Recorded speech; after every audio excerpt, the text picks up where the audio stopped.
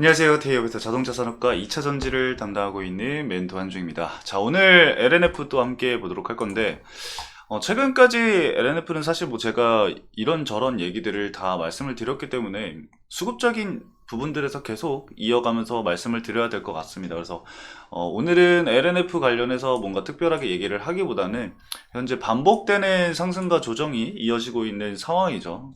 결국에는 뭐 주가가 상승을 하기 위해서는 이런 부분들이 분명히 거쳐야 되는 건 맞습니다. 그래서 지금은 이 LNF의 주가 흐름을 볼 때는 이 LNF의 단독적인 뭐 리스크가 있어서 조정이 나온다라든가 이런 부분이 아니라 현재 변동성은 시장도 함께 체크를 하셔야 된다라고 제가 이렇게 작성을 해놨는데, 현재 시장이 어떤 부분에서 우리가 좀 집중적으로 봐야 하는지 그런 부분에 있어서 좀 말씀을 드려볼 겁니다.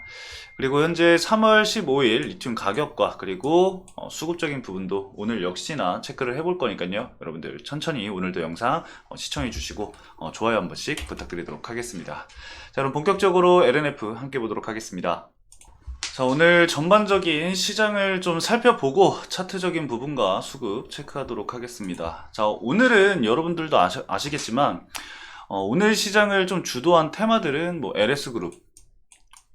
LS그룹과 그리고 뭐 재건 테마, 그리고 엔비디아 관련해서 엔비디아 그 GTC 관련해서 관련주들이 좀 주가 상승이 나왔고, 그 외적으로는 사실 지수 영향을 받으면서 주가가 좀 많이 밀린 하루였습니다. 이 코스피 같은 경우는 대략적으로 2% 정도, 약 2% 가까이 조정이 나온 상황이고, 코스닥 같은 경우는 약 1% 가까이 주가 하락이 나왔는데, 사실 뭐 어느 정도 예상된 조정이라고 볼 수가 있겠습니다. 일단 전일 여러분들도 아시다시피 이 선물 옵션 동시만기일이 이벤트가 있었습니다. 이 이후에 포지션 정리를 위한 이 매도 압력이 강하게 나올 수밖에 없었고, 이 미국의 상승 랠리를 이끈 테크 기업들이죠.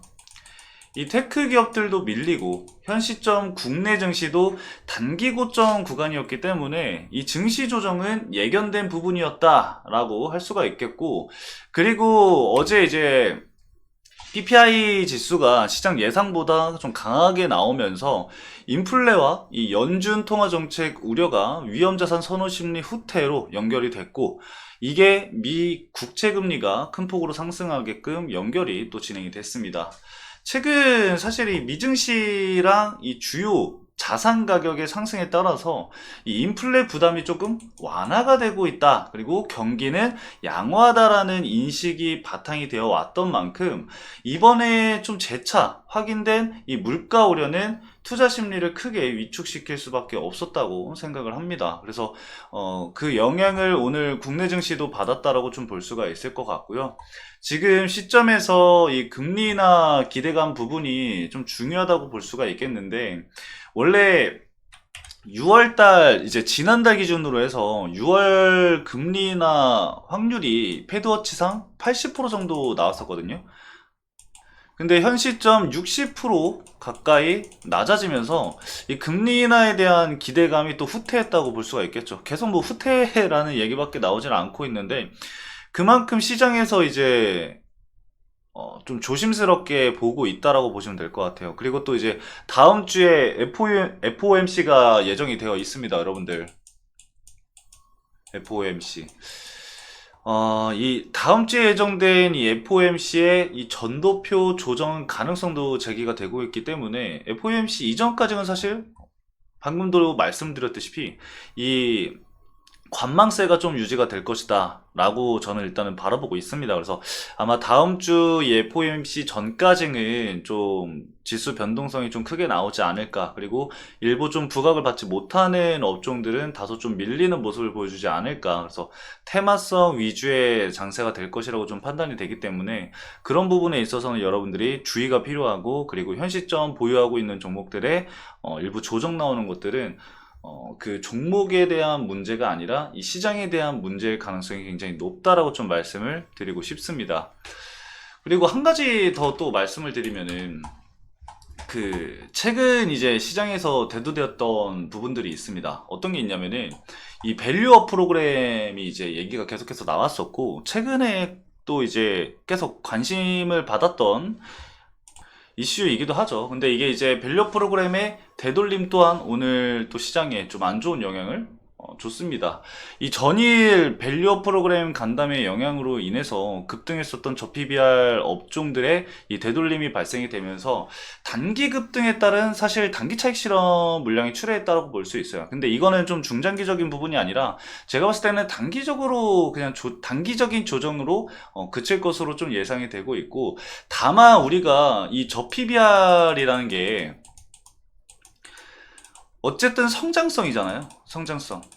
그래서 우리가 어쨌든 이 성장성에도 관심을 가져야 되기 때문에 뭐 고 ROE라던가 아니면은 저 PBR로의 이 수급이 다시금 돌아올 가능성도 우리가 계속해서 생각을 해야 된다라고 좀 말씀을 드리고 싶습니다. 그리고 이제 다음 주부터 슈퍼 주총 위크가 있습니다. 12월 결산 상장법인 중에 371곳, 정말 엄청나게 많은 기업들이 다음 주에 정기 주총이 개최가 될 예정입니다. 그래서 이번 밸류업 프로그램 발표에서 이 스튜어드십 코드 가이드라인이 개정이 되었고, 이 정부의 밸류업 프로그램에 대한 이 실행 의지가 확고한 만큼 이 기관들이 기업들의 추가적인 이 주주 환원을 요구할 가능성이 굉장히 높다라고 보죠. 그래서 이 미국의 PPI 충격으로 인해서 리플레이션 우려가 확대가 되는 가운데 이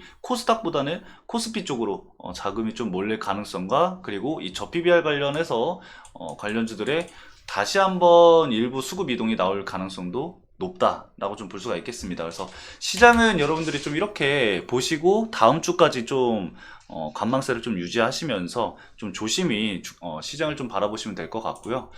그리고 오늘 LNF 좀 차트를 보면은 오늘 4%좀 넘게 또 이탈이 나왔습니다. 뭐 테슬라의 목표가 조정과 그리고 테슬라의 하락, 이런 부분들이 어느 정도 영향은 분명히 있었다라고 생각을 해요.